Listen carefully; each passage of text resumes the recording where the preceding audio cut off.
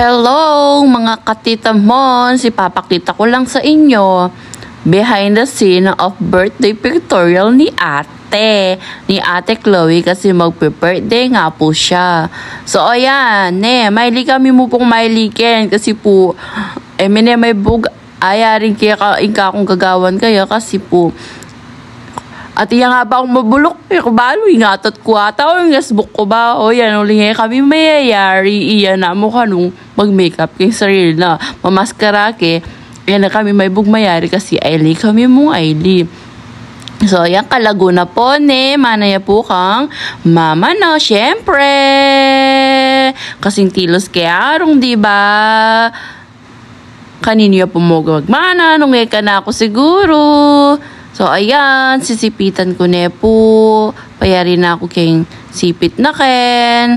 Seli ko la pa mo din klamdang ka rin kasi nga ding rubber daw. O makanano po, disposable lang ang denggang karelang sipit. O ninong makarelate ken, karang mamis ken.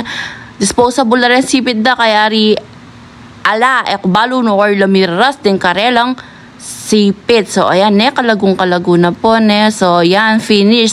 Panayamin niya mo po ikuya ken para ken kayang pictorial. Siyempre, gamitan mo itang iPhone Pro Max na. iPhone Pro Max.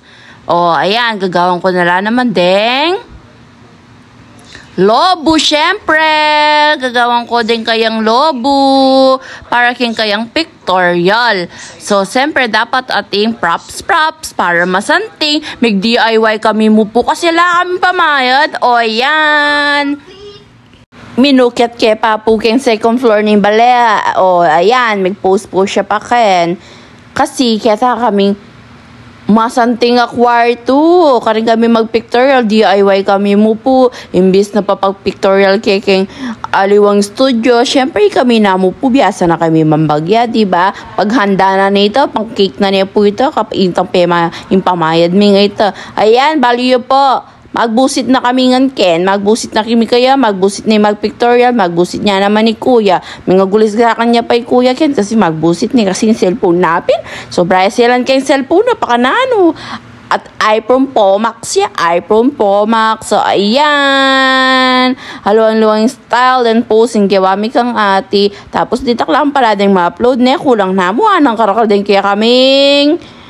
Kulang na, may git lang 100 din kaya kaming atik kayo. So, ngayon, ipilala mo din apili ko. Behind the scene of the pictorial ni ate. O, yan, diba? Ang ganda-ganda.